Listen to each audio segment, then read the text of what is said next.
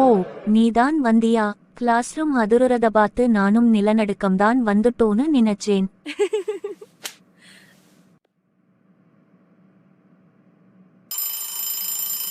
பூமி உருண்டை என்று கண்டுபிடித்தது யாரு? மரியம்க்கு தெரியும். அவதான் பூமி மாதிரி உருண்டையா இருக்கா.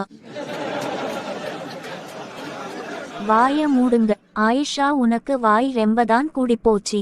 சாரி மிஸ், மைண்ட் வாய்ஸ்னு நினைச்சி சத்தமா பேசிட்டேன்.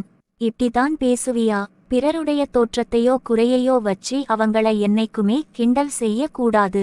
அல்லாஹ் குரான்ல சொல்றான், ஒரு சமுதாயம் இன்னொரு சமுதாயத்தை கேலி செய்ய வேண்டாம், பெண்கள் வேறு பெண்களை கேலி செய்ய வேண்டாம். இவர்களை விட அவர்கள் சிறந்தோராக இருக்கக்கூடும். உங்களுக்குள் நீங்கள் குறை கூற வேண்டாம். பட்ட பெயர்களால் குத்தி காட்ட வேண்டாம். நம்பிக்கை கொண்டபின் பாவமான பெயர் சூட்டுவது கெட்டது. திருந்திக் கொள்ளாதவர்கள் அநீதி இழைத்தவர்கள். யாரையும் குறை சொல்லக்கூடாது, பட்டப்பெயர் வச்சு கூட்டக்கூடாதுன்னு இந்த வசனத்துல அல்லாஹ் தெளிவா சொல்றான். குண்டு, உருண்ட, கருப்பு, நெட்டன்னு அவங்களுடைய மனசு கஷ்டப்படுற மாதிரி பட்டப்பெயர் வச்சு கூட்டுறது பாவமான காரியம். திருந்திக் கொள்ளாதவர்கள் அநீதி இழைத்தவர்கள்னு அல்லாஹ் சொல்றான்.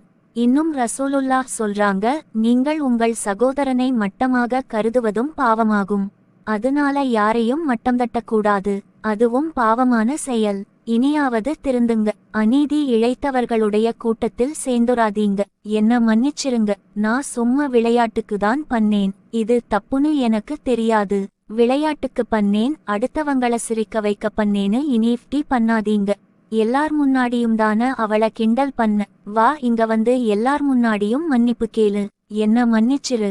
நான் அப்படி பேசிருக்க கூடாது. பரவாயில்ல விடு. இப்போவாது உன் தப்ப உணர்ந்தியே, அதுவே போதும்.